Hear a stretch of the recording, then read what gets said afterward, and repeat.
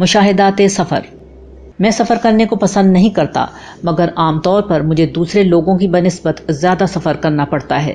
یہ چیز میرے لیے باعث مشقت ہو جاتی ہے، مگر سفر کا ایک پہلو ایسا ہے جس کی بنا پر یہ مجھے کچھ نہ کچھ دے کر ہی جاتا ہے۔ وہ یہ کہ سفر انسان کو اس کی معمول کی زندگی سے نکال کر غیر معمولی حالات میں لے جاتا ہے۔ نئے لوگوں سے ملنا، نئے حالات و واقعات سے سابقہ پیش آنا اور نئی جگہوں اور مقامات سے واقفیت ہو جانا سفر کی وہ خوبیاں ہیں جو سوچنے والے ذہن کو زندگی دیتی ہیں۔ سفر کا احساس سوچ کی وہ آنکھیں کھول دیتا ہے جو عام حالات میں بند رہتی ہیں۔ چنانچہ میں جب کبھی حالت سفر میں ہوتا ہوں تو اپنے ساتھ پیش آنے والے حالات و واقعات کو اپنے ذہن کی غذا بنانے کی کوشش کرتا ہوں۔ میرا ٹی وی پروگرام کئی برس تک میرے اپنے شہر میں ہونے کے بعد لاہور منتقل ہو گیا، جس کے نتیجے میں ٹی وی پروگرامز کی ریکارڈنگ کے لیے مجھے پچھلے کئی ماہ سے مسلسل ہوائی سفر کرنا پڑ رہا تھا۔ اس دوران میں مختلف مواقع پہ پیش آنے والے مشاہدات و تاثرات کبھی صفحہ ذہن پر اپنے نقش چھوڑ گئے اور کبھی میں انہیں صفحہ کرتاس پر منتقل کرنے میں بھی کامیاب ہو گیا۔ میں آج کی ملاقات میں ان تاثرات میں آپ کو بھی شریک کرنا چاہتا ہوں، تاہم بیان میں ربط پیدا کرنے کے لیے میں ان تمام واقعات و مشاہدات کو ایک ہی سفر کے پس منظر میں بیان کروں گا۔ مرد اور عورت۔ دوران سفر میری عادت ہے کہ اگر ضرورت ہو تو میں جہاز کے واش روم کا استعمال کرنے کی بجائے ایئرپورٹ لاؤنج کے واش روم کے استعمال کو ترجیح دیتا ہوں، کیونکہ جہاز کے سفر میں واش روم جانا پاس بیٹھے لوگوں کے لیے بھی باعث زحمت ہوتا ہے، اور جہاز کے تنگ واش روم کی بنسبت ایئرپورٹ کے واش روم کشادہ ہوتے ہیں۔ ایک دفعہ واش روم جاتے ہوئے میں نے یہ غور کیا، دنیا بھر میں مرد و خواتین کے لیے بیت الخلاء الگ الگ بنے ہوتے ہیں۔ اس سے مجھے یہ خیال آیا کہ جو لوگ مرد و عورت کو بالکل برابر سمجھتے ہیں وہ اس بارے میں کیا تبصرہ کریں گے۔ یہ معاملہ صرف واش روم کا ہی نہیں بلکہ بہت سے دیگر معاملات میں بھی یہی حال ہے۔ مثلا کھیل کے ہر میدان میں بھی مرد و زن کی یہ دوئی صاف دیکھی جا سکتی ہے، جہاں کبھی کسی مرد کا مقابلہ کسی خاتون سے نہیں بلکہ ہمیشہ اپنے جیسے ایک مرد سے ہوتا ہے، جبکہ خواتین کا مقابلہ خواتین سے ہوتا ہے۔ واش روم کی مثال یہ بتاتی ہے کہ مرد و عورت نفسیاتی طور پر جدا ہیں، تو کھیلوں کی مثال یہ بیان کرتی ہے کہ جسمانی طور پر بھی مرد و زن الگ الگ ہوتے ہیں۔ یہ بات اس وقت بالکل واضح ہو جاتی ہے جب مرد و خواتین دونوں کو کسی میدان عمل میں کام کرنے کے یکساں مواقع ملتے ہیں۔ مثال کے طور پر دنیا بھر کے کاروباری اداروں میں کام کرنے والے مرد اور خواتین کا ڈیٹا دیکھ لیں تو معلوم ہو جائے گا کہ کون سی پوزیشن پر کون سی صنف کے لوگ زیادہ ہیں۔ افراد کی صلاحیتوں سے قطع نظر مرد جسمانی اور ذہنی طور پر زیادہ دباؤ برداشت کر سکتے ہیں اور زیادہ جارحانہ انداز میں معاملات کر سکتے ہیں۔ اس کا مطلب یہ نہیں ہے کہ عورتیں مردوں سے کوئی کم تر مقام رکھتی ہیں۔ بحیثیت انسان اللہ تعالیٰ نے دونوں کو یکساں طور پر پیدا کیا ہے، بلکہ زندگی کے بہت سے ایسے معاملات اور مقامات ہیں جہاں خواتین ہی برتر حیثیت رکھتی ہیں، مگر یہ بہرحال ایک حقیقت ہے کہ عورتیں مردوں سے مختلف ضرور ہوتی ہیں۔ یہی وہ پس منظر ہے جس میں اسلام نے اپنے بہت سے احکام میں خواتین اور مردوں میں فرق کیا ہے۔ مثلا خاندانی معاملات میں شوہروں کو ایک درجہ زیادہ دیتے وقت، مرد و زن کے اختلاط کے موقع پر خواتین کو زیادہ ذمہ داری دیتے وقت اللہ تعالیٰ مرد و زن کے درمیان اسی فرق کی رعایت کرتے ہیں۔ اسی طرح بعض معاملات مثلا نماز میں خواتین کو جزئی اور جہاد اور کسب معاش وغیرہ میں مکمل رعایتیں دی گئی ہیں، اور یہ ذمہ داریاں ان پر ڈالی ہی نہیں گئیں۔ مذہب اور تہذیب۔ میری فلائٹ کی نوعیت عام طور پر کچھ اس طرح رہی ہے کہ عام طور پر جمعے کی اذان ایئرپورٹ پر ہی ہو جاتی ہے۔ میں نے کئی دفعہ اس چیز کو غور سے دیکھا ہے کہ جیسے ہی اذان شروع ہوئی، لاؤنج میں موجود تمام ادھیڑ عمر خواتین نے غیر شعوری طور پر اپنے دوپٹوں کو سر پر ڈال لیا، جبکہ کسی جوان خاتون یا نوجوان لڑکی نے یہ کام نہیں کیا۔ دوپٹہ مذہب اور تہذیب کی یکجائی کا ایک انتہائی خوبصورت اظہار ہے۔ یہ نسوانی لباس کا بڑا خوبصورت جز وقتی حصہ ہے۔ گھر کے کام کاج کرتے وقت خواتین اسے کونے میں رکھ دیتی ہیں۔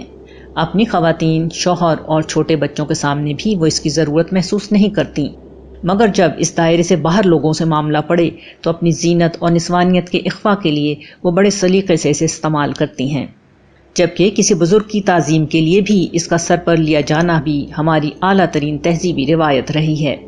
اسی پس منظر میں مسلمانوں کے گھروں میں یہ عام دستور رہا ہے کہ خواتین چاہے گھر میں تنہا ہوں، جیسے ہی اذان کی صدا بلند ہوتی ہے وہ سر پر دوپٹہ لے لیتی ہیں۔ یہ نہ صرف اللہ تعالیٰ سے بے پناہ محبت اور اس کی تعظیم کا غیر معمولی اظہار ہے، بلکہ یہ خاتون کی طرف سے بھی اس بات کا اشارہ ہے کہ میں اذان سنتے ہی نماز کے لیے تیار ہوں، کیونکہ مردوں کے برعکس عورتوں کے لیے نماز میں سر پر دوپٹہ لینا نماز کا ایک شعار ہے۔ مگر اب زمانہ بدل رہا ہے، دوپٹہ اب جتنا کچھ بھی باقی ہے وہ فیشن کے طور پر باقی ہے، سر پر اسے لینے کا رواج کم و بیش ختم ہو چکا ہے۔ پچھلی نسل کی خواتین ہیں جو اذان کے وقت اسے سر پر لے لیتی ہیں، انہوں نے اپنی اگلی نسلوں کو یہ بات نہیں سکھائی، اس لیے وہ ایسا نہیں کرتی۔ اب خواتین اپنی اگلی نسلوں کی تربیت نہیں کرتی، وہ انہیں ٹی وی کے حوالے کر دیتی ہیں۔ ٹی وی کی پروردہ لڑکیاں سر پر دوپٹہ نہیں لیتی، اذان کے وقت بھی نہیں۔ اس طرح سر سے دوپٹہ ہی نہیں جاتا، خدا کا احترام بھی چلا جاتا ہے اور آخرکار نماز بھی چلی جاتی ہے۔ نماز کے بعد پھر ایمان بھی چلا جاتا ہے۔ خدا پر ایمان چلا جائے تو زندگی میں شیطان آ جاتا ہے۔ پھر اس کے بعد اس بات کا پورا امکان پیدا ہو جاتا ہے کہ انسان کی منزل جنت کی بجائے جہنم بن جائے۔ وہ جہنم جہاں کی بھڑکتی ہوئی آگ سرکشوں کی کھال کو ادھیڑ دے گی، پھر حکم ہوگا تو دوبارہ نئی کھال آئے گی، اور پھر یہی سرخ و سیاہ آگ اپنا خراج لینے پہنچ جائے گی۔ بیٹیوں کو ٹی وی کے حوالے کر دینے والی ماؤں کو یہ بات یاد رکھنی چاہیے۔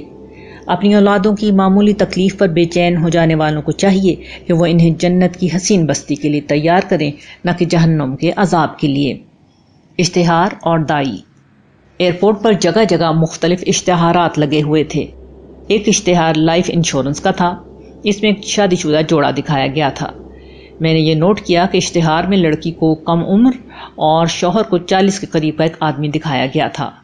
عمر کے اس فرق سے دیکھنے والے مردوں کو غیر محسوس طریقے پر یہ بات باور کرائی گئی تھی کہ وہ اپنی بیوی سے پہلے دنیا سے گزر جائیں گے، اس لیے بیوی بچوں کی فکر کرتے ہوئے انشورنس کر لینی چاہیے۔ یہ بات الفاظ میں کہنا قطعاً نامناسب تھا، اس لیے یہ غیر محسوس طریقہ اختیار کیا گیا۔ مارکیٹنگ اور اشتہارات کی صنعت دور جدید میں ایک انتہائی ترقی یافتہ صنعت ہو گئی ہے۔ اس کا مقصد چونکہ انسانوں کو متاثر کر کے اپنی مصنوعات خریدنے پر آمادہ کرنا ہوتا ہے، اس لیے دیگر چیزوں کے علاوہ انسانی نفسیات کی رعایت بھی کی جاتی ہے۔ یہی معاملہ ایک دائی کا ہونا چاہیے۔ وہ دنیا میں جنت کی جو پروڈکٹ بیچنے نکلتا ہے، اس کے لیے انسانی نفسیات اور انسانوں کی ذہنی استعداد کا بڑا خیال کرنا ہوتا ہے۔ مگر اول تو ہمارے ہاں کے دینی لوگ سوائے جنت کے ہر چیز کی طرف بلاتے ہیں، اور جو لوگ جنت کی طرف بلاتے بھی ہیں وہ طے کر لیتے ہیں کہ حکمت اور سلیقہ نام کی کوئی چیز اس دنیا میں نہیں پائی جاتی۔ سننے والا کوئی نفسیات نہیں رکھتا، بلکہ جو ہم نے برے بھلے طریقے سے کہہ دیا ہے اسے وہ مان لینا چاہیے، وگرنہ ساری برائی اسی میں ہے، ہم پر کوئی ذمہ داری نہیں۔ ہمارے دائی نہ دین سمجھنے میں ذمہ داری کا مظاہرہ کرتے ہیں اور نہ اسے سمجھانے میں۔ ایسے میں اگر باشعور لوگ دین کی طرف نہیں آتے تو اس میں کچھ عجب نہیں۔ مسافر اور منزل۔ دوران سفر ہر شخص یہ دیکھ سکتا ہے کہ ایئرپورٹ لاؤنج میں بیٹھے ہوئے لوگ کھاتے پیتے بھی ہیں اور دیگر ضروریات بھی پوری کرتے ہیں، مگر اس دوران میں ان کی ساری توجہ صرف اس گیٹ کی طرف لگی رہتی ہے جس سے گزر کر انہیں جہاز میں بیٹھنا ہوتا ہے۔ جیسے ہی اعلان ہوتا ہے وہ فوراً جہاز میں سوار ہونے کے لیے کھڑے ہو جاتے ہیں۔ ایک مومن دنیا میں اسی طرح جیتا ہے۔ پیدائش، جوانی، شادی، گھر بار، اولاد وغیرہ اس کے لیے اسی طرح زندگی کے مراحل ہیں، جس طرح ایک مسافر ایئرپورٹ کے مختلف مراحل سے گزر کر آخر میں لاؤنج میں جا کر بیٹھ جاتا ہے۔ وہ دنیا کو ایئرپورٹ لاؤنج ہی سمجھتا ہے جہاں ضرورت کا ہر کام وہ کرتا ہے، مگر اس کی ساری توجہ صرف اس طرف رہتی ہے کہ کب پروردگار کی طرف سے میرا بلاوا آ جائے اور میں جنت کی اس منزل پر پہنچ جاؤں جہاں بہترین خوشیاں اور راحتیں میرا انتظار کر رہی ہیں۔ مگر افسوس کہ آج ہم مسلمان بھی دنیا کے اسی طرح دیوانے ہو چکے ہیں جس طرح دیگر اقوام ہیں۔ وہ اگر یہ کرتے ہیں تو ان کے پاس یہ جواز ہے کہ وہ آخرت کے تصور سے واقف ہی نہیں، مگر ہمارا قرآن تو جنت و جہنم کے تذکرے سے بھرا ہوا ہے، ہمارے پاس آخرت فراموشی کا کیا عذر ہے۔ بسنت۔ میں اس دفعہ بسنت کے موقع پر لاہور میں موجود تھا۔ بسنت پنجاب کا ایک موسمی تہوار ہے جو سرما کے ٹھنڈے موسم کے بعد آمد بہار کی علامت اور خوشی کے اظہار کے طور پر منایا جاتا ہے۔ کسان سارا سال کی سختیوں کو جھیل کر زمین کے سینے سے اپنی معاش کے اسباب پیدا کرتے ہیں۔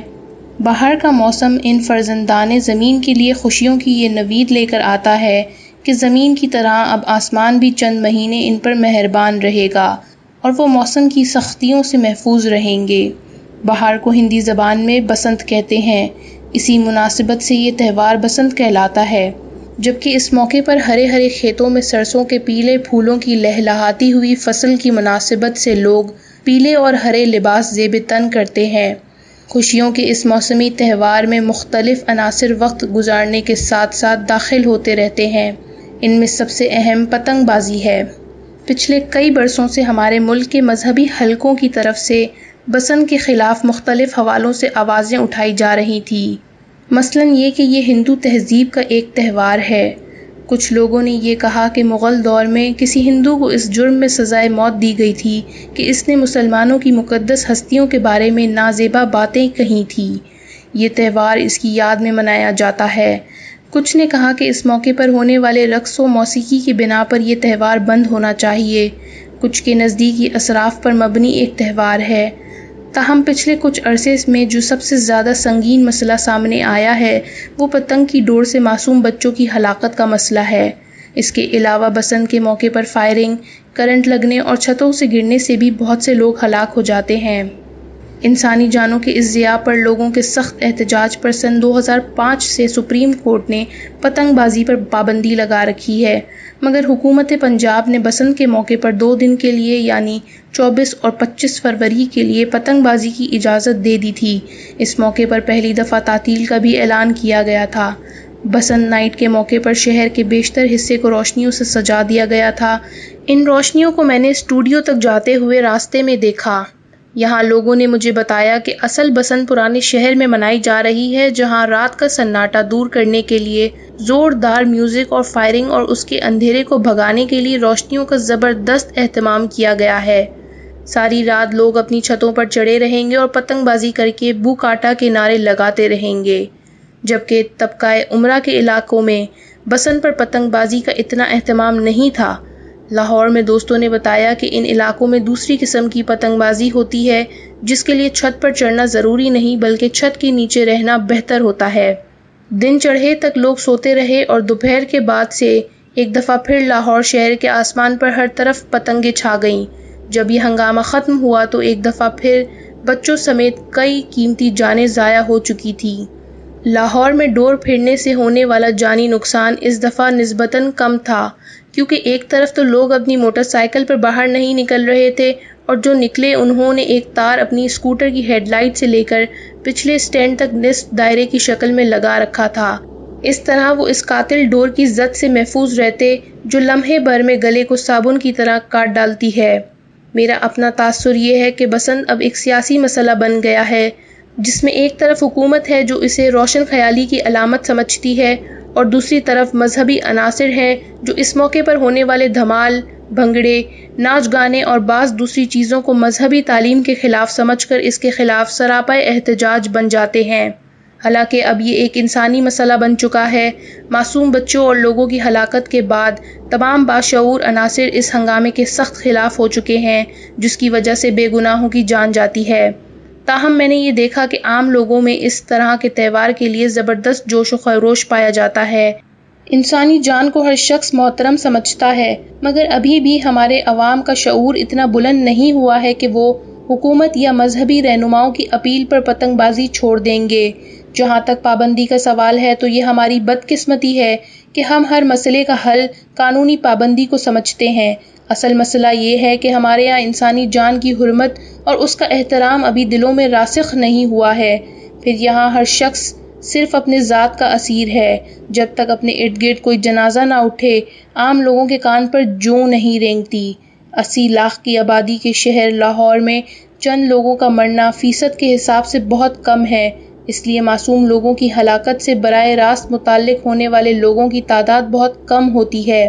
میڈیا کے ذریعے اس طرح کی خبریں ہر چند کے بہت عام ہو جاتی ہیں، مگر یہی میڈیا بسنت پر ہونے والی خرافات کو انتہائی رنگین اور گلیمرس انداز میں پیش کر رہا ہوتا ہے، جس سے لوگوں میں بسنت منانے کا جوش و خروش بڑھ جاتا ہے۔ اہم بات یہ ہے کہ لوگوں کی تفریحات پر نہ پابندی لگائی جائے اور نہ انہیں بالکل بے لگام چھوڑا جائے۔ اصل کرنے کا کام معاشرے میں اعلیٰ انسانی اقدار کا فروغ ہے۔ جان کی حرمت ان میں سے ایک بنیادی چیز ہے۔ اسی طرح جس پیمانے پر اسراف بسنت کے موقع پر ہوتا ہے، اس پر بھی لوگوں کی توجہ دلانے کی ضرورت ہے۔ تربیت اصل میں کرنے کا کام ہے، اور ساتھ ساتھ قانونی اقدامات سے اس بات کو بھی یقینی بنانا چاہیے کہ معصوم لوگوں کی جان محفوظ رہے۔ فرسٹ کلاس اور اکنامی کلاس۔ واپسی پر میں ایئرپورٹ کے چیک ان کاؤنٹر کے پاس پہنچا تو میں بے دہانی میں PIA کے کلب کلاس کاؤنٹر کے پاس چلے گیا۔ وہاں ڈیوٹی پر موجود صاحب نے بڑے ادب سے سلام کیا، مگر میرا ٹکٹ دیکھ کر کہا کہ آپ اگلے کاؤنٹر پر تشریف لے جائیں۔ اس نیم رسوائی کے بعد مجھے خیال آیا کہ ہمارے جیسے مذہبی لوگ خود کو رب العالمین کے چہیتے سمجھتے ہیں، مگر موت کے بعد جب وہ اعلیٰ ترین جنتیوں کے ساتھ جا کر کھڑے ہونے کی کوشش کریں گے تو فرشتے ان کی ساری غلط فہمی دور کر دیں گے، اور یہ نیم رسوائی نہیں، مکمل رسوائی ہوگی۔ جہاز سے اترتے وقت بھی میں نے دیکھا کہ کلب کلاس کے لوگوں کو پہلے موقع دیا گیا، انہی کا سامان بیلٹ پر پہلے آیا، ان کے لیے پورٹر مہیا کیے گئے تھے۔ اسی طرح کی مختلف نوعیت کی ترجیحی معیارات ہیں جو زیادہ پیسے دے کر اعلیٰ کلاس میں سفر کرنے والوں کے لیے مقرر کیے جاتے ہیں۔ مجھے خیال آیا کہ اللہ تعالیٰ نے جنت کی ابدی بستی میں بھی 2 کلاسیں بنا رکھی ہیں، ایک وہ لوگ جنہوں نے دینی احکام پورا کرتے وقت خود کو فرائض تک محدود رکھا، اور دوسرے وہ لوگ جو قربانی کے مقام پر جا کر اور اپنے تعصبات سے بلند ہو کر دین کو اختیار کرتے ہیں۔ بیلٹ پر اپنے سامان کے انتظار میں کھڑے کھڑے میں نے سوچا کہ کتنی جلدی میں لاہور سے کراچی پہنچ گیا۔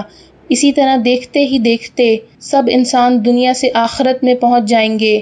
اس روز اعلیٰ درجے کے جنتی جیسے ہی قبر سے اٹھیں گے، فرشتے ان کے استقبال کے لیے آموجود ہوں گے، قدم قدم پر ان کی آؤ بھگت ہوگی، وہ بغیر کسی حساب کتاب کے جنت کے اعلیٰ ترین درجوں میں داخل ہو جائیں گے، اور ہمارے جیسے لوگ اپنے حساب کتاب کے انتظار میں کھڑے رہ جائیں گے۔ دنیا کی زندگی، اس کی فرسٹ کلاس، اس کے بنگلے، اس کی گاڑیاں، اس کے جلوے، اس کی عزت، اس کا مقام، سب خواب ہو جائیں گے۔ میرے دل سے دعا نکلی کہ کاش اس دن کے آنے سے پہلے ہمیں اس چیز کی سمجھ آ جائے، وگرنہ موت کے وقت معلوم ہو جائے گا۔ وائے ناکامی کے وقت مرگ یہ ثابت ہوا، خواب تھا جو کچھ کے دیکھا، جو سنا افسانہ تھا۔